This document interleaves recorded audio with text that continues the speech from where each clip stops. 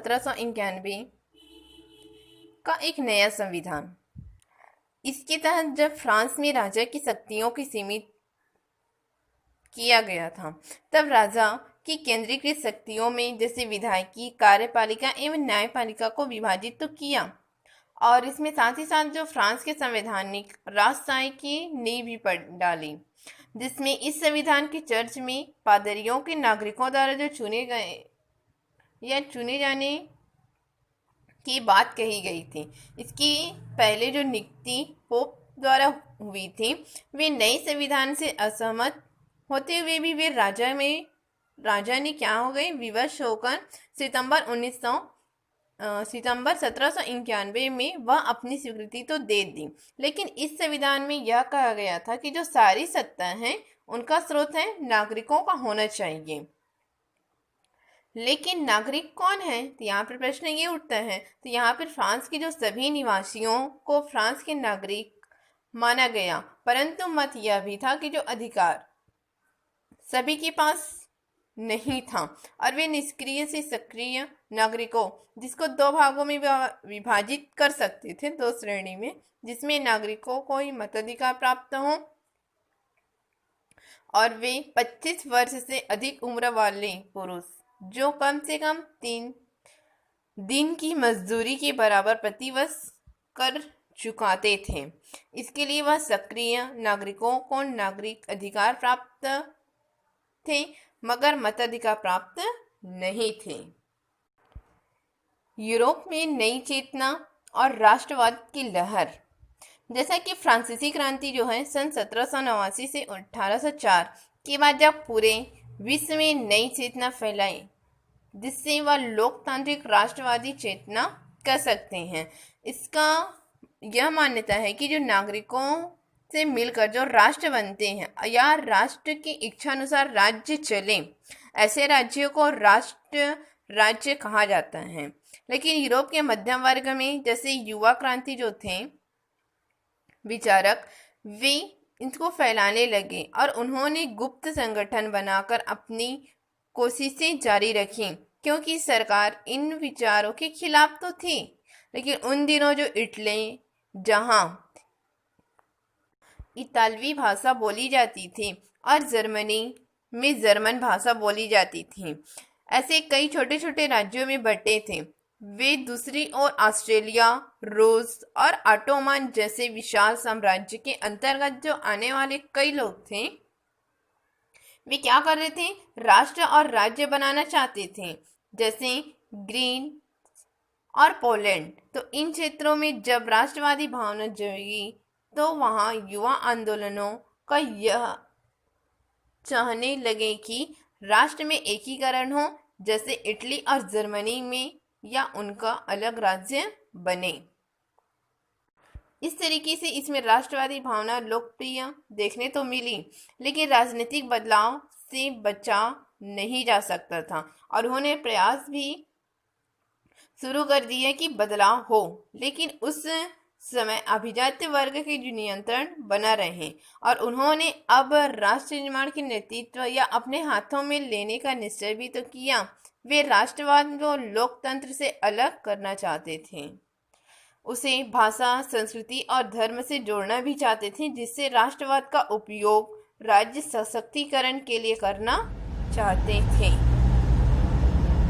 Asia में राष्ट्रवाद, जिसमें जापान, आमतौर पर जापान यह माना जाता है कि वह पहला एशियाई देश है जहां राष्ट्र राज्य स्थापित हुआ, और यह जर्मनी की तरह यहाँ भी काम राजा के हाथों में ही हुआ, जिससे जापान के सम्राट शासन तो था, लेकिन 12वीं सदी में जब असली सत्ता शोगुन कहलाने वाले जो सेनापति के हाथ में आ गई, तब वह 1603 और 1867 के समय तोकुगावा परिवार के लोग शोगुन पद पर आ गए थे, जिससे जापान उस समय 250 सामंती प्रदेशों में बढ़ गया और जिन सामंत शासन करते थे वह सम्राट नाम मात्र के शासक बने थे, जिससे सामंत जो हैं किलों में रहते थे और उनके पास युद्ध लड़ने के लिए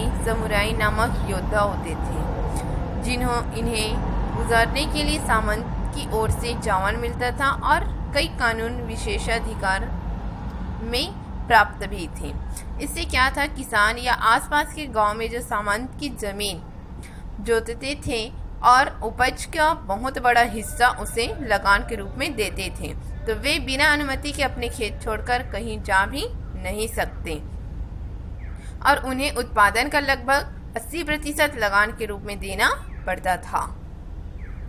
उन दिनों एक और महत्वपूर्ण वर्ग था व्यापारियों में, जो धनी था और कई सामंत यहाँ तक कि शोगुन की जरूरत पड़ने पर उन्हें धन उधार देते थे, लेकिन समाज उनकी हैसियत जो है वह कम थी। इस प्रकार से यह कार्य सामंत द्वारा किया जाता था। शोगुन को हटाकर सम्राट मेजी की पुनः स्थापना। जैसे 18वीं और 19वीं सदी में चीन और भारत में पश्चिमी देश का तो आधिपत्य स्थापित हो रहा था, लेकिन क्या हो रहा था, जो अपने देश में जापान को इस अंजाम तक बचाने के लिए वहाँ शोगुनों ने सन 1824 में यह फैसला भी किया कि पश्चिमी देश से जो व्यापार नहीं कर रहे हैं या नहीं करेंगे और कोशिश करेंगे कि वे उनके संपर्क में न आए, लेकिन यह बहुत देर तक नहीं चल सका और 1853 में अमेरिका ने अपने नौसैन्य प्रमुख कोमोडोर पेरी को जापान सरकार से एक समझौता करने के लिए भेजा, जो मामूली युद्ध के बाद जापान को अमेरिका के साथ एक समझौता करना पड़ा। जापान के एक दल ने सन 1882 में जब यूरोप अमेरिका के संविधान का अध्ययन के लिए या वहाँ के देशों का भ्रमण किया, तो वे एक प्रतिवेदन प्रस्तुत भी किया था। इसके बाद एक गुप्त समिति की संविधान के लिए भी सुझाव तैयार किया, इसके सम्राट के सामने प्रस्तुत भी किया था। इस समिति ने अपने काम के दौरान कोई भी सार्वजनिक चर्चा तो नहीं की और न ही कोई जनता से संबंधित नए संविधान का ऐलान था, जिसे मेजी संविधान कहा जाता था। इससे स्पष्ट रूप से कहा गया कि सर्वोच्च सत्ता जो है सम्राट की ही है और सम्राट अपनी इच्छा से यह संविधान अपनी प्रजा को दे रहा है, यानी सत्ता जो है लोगों से नहीं मगर सम्राट से आई। तो इस संविधान में सम्राट और उसके द्वारा जो नीति मंत्रिमंडल को अत्यधिक अधिकार दिए गए और यहाँ यह भी कहा गया कि जो सम्राट है इसी संविधान के अनुरूप कार्य करेगी और एक संसद का भी गठन किया जाएगा, जिससे केवल संपत्ति वाले लोग मत दे सकते हैं और इस संवाद की भूमिका भी सीमित है। तो इसमें मेजी संविधान में जापान की प्रजा को भी कुछ अधिकार दिए गए, जैसे कानून के समक्ष सबकी समानता, धार्मिक स्वतंत्रता, संवैधानिक उपचार, विधि द्वारा दंड दिया जाना आदि। इस तरीके से यह लागू किया गया था, लेकिन स्वतंत्रता के ये अधिकार बहुत ही सीमित थे। भारत में राष्ट्रवादी आंदोलन। भारत में जब ब्रिटेन के अधीन हो गया था तो यहाँ क्या था, राष्ट्रवाद का विकास अंग्रेजी शासन के खिलाफ तो हुआ, लेकिन 1857 में जब भारतीय सैनिकों ने पुराने शासकों ने अंग्रेजों को भगाने में जो अत्यधिक प्रयास किया, लेकिन वे विफल भी रहे। वे लोग मूलतः पुरानी शासन प्रणाली में वापस लाना चाहते थे ताकि भारत में एक आधुनिक लोकतांत्रिक राष्ट्र बनने की लड़ाई की शुरुआत हो। और सन 1880 में के बाद जिसकी शुरुआत भारत से उभरे मध्यम वर्ग से हुआ था। जापान के जो राष्ट्र निर्माण में जिस तरीके से राजा की महत्वपूर्ण भूमिका रही, वैसे भारत के राष्ट्र निर्माण में किसी राजा की वैसी भूमिका तो नहीं रही। भारत में नए मध्यम वर्ग का तो उदय हुआ। हर धर्म और जाति के लोग सम्मिलित थे। इसमें दादा भाई नौरोजी, फिरोज शाह जैसे बुद्धिजीवी, बाल गंगाधर तिलक और गोखले जैसे नेता शामिल थे। और इसमें बराउद्दीन साइनी, पंडित रमाबाई, लाला लाजपत राय जी, सुब्रह्मण्य अय्यर और स्वामी मुदियालाल वामन राय लाखें, पंडित सुंदरलाल शर्मा, रास बिहारी बोस आदि कई देशभक्त थे शामिल थे। और यहाँ तक कि भारत में जो रहने वाले कई अंग्रेज जैसे ए.ओ. व्यूम व एनी बिसेंट भी इस प्रक्रिया में सम्मिलित थे। और हमने यह भी देखा है कि इसमें जो फारसी, मुस्लिम, ब्राह्मण आदि विधि जो सामाजिक वर्ग और देश के सभी लोग शामिल थे, अर्थात मध्यम वर्ग एक तरह से पूरे भारत का और उनके विभिन्न समुदायों का प्रतिनिधित्व करता था। जिससे इस वर्ग की विशेषता यह थी कि उन लोगों ने अंग्रेजों की शिक्षा प्राप्त की थी, अंग्रेजी शिक्षा भी प्राप्त की थी और यूरोप की लोकतांत्रिक राष्ट्रवादों को विचारों से अवगत भी था और उनके प्रति आस्था भी रखते थे। और वे मानते थे कि भारत को एक आधुनिक विकसित राष्ट्र बनाना चाहते थे, जिसे पुरातनपंथी और सामंत रास्ते पर नहीं बल्कि लोकतंत्र, विज्ञान और औद्योगिकीकरण के रास्ते पर जाना होगा। तो इन्होंने सन 1885 में अखिल भारतीय राष्ट्रीय कांग्रेस की स्थापना की, जो हर साल मिलकर देश की दशा और उसकी जरूरतों पर विचार विमर्श करती है, जिससे ब्रिटिश शासन को सुधार करने के लिए यह किया जाता है। राष्ट्रीय आंदोलन में गांधी जी की भूमिका।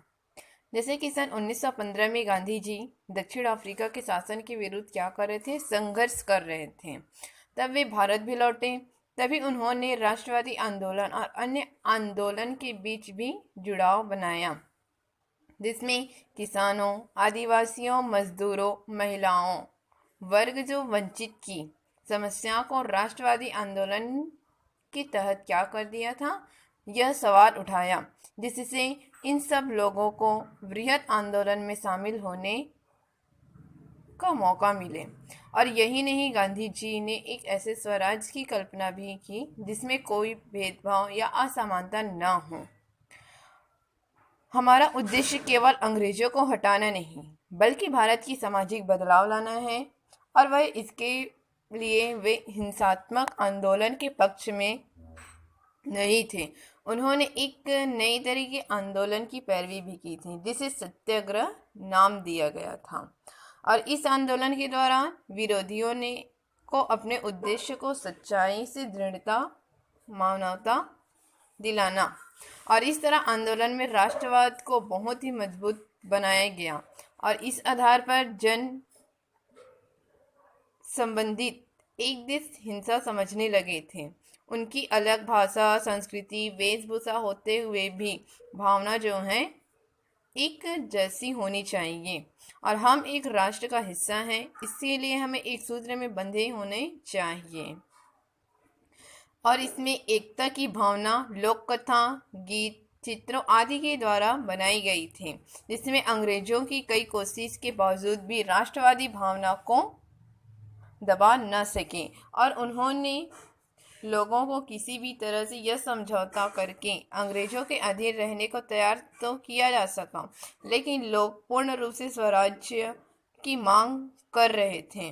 तब उन्होंने सन 1942 में अंग्रेजों भारत छोड़ो के नाम पर एक विशाल आंदोलन किया था, जिसमें गांधी जी के नेतृत्व में चल रहे थे। और राष्ट्रीय आंदोलन में कई लोग असहमत भी थे, कि सहमति में नहीं। उनमें से कुछ यह मानते थे कि बहुत धीमी गति से चल रही है और इससे देश में व्याप्त असमानता को दूर करने की बात नहीं हो रही है। तो इस तरह से कई नौजवान मानते थे कि भारत को आज़ाद करने के लिए सशस्त्र क्रांतिकारी आंदोलन बहुत आवश्यक है। और इन्हीं सब के बीच जब अगस्त सन 1947 में भारत और पाकिस्तान जब दो अलग राष्ट्रों में बटकर आज़ाद हुआ, तब स्वतंत्र भारत का संविधान बनने के लिए एक सभा बैठी थी और उस सभा की ओर एक कमेटी बनी, जिसके अध्यक्ष डॉक्टर भीमराव अंबेडकर थे। लगभग 3 साल तक विचार विमर्श के बाद जनवरी सन 1950 में संविधान बनाया, जिसने भारत को एक लोकतांत्रिक गणराज्य घोषित किया था और भारत में जो समानता, स्वतंत्रता, न्याय, बंधुत्व, यह सब उद्देश्य को लेकर काम किए, जिसमें वयस्क नागरिकों के मताधिकार द्वारा चुनी गई संसद को भी सर्वोपरि माना गया था, जिसके अंतर्गत संसद को कानून बनाने व कर लगाने का अधिकार तो था और कार्यपालिका के प्रति वह उत्तरदायी भी बनी, जिससे संविधान के तहत हर नागरिक को कई प्रकार की स्वतंत्रताएं अधिकार दिए थे। इस तरह से भारत में एक आधुनिक लोकतांत्रिक राज्य भी बना।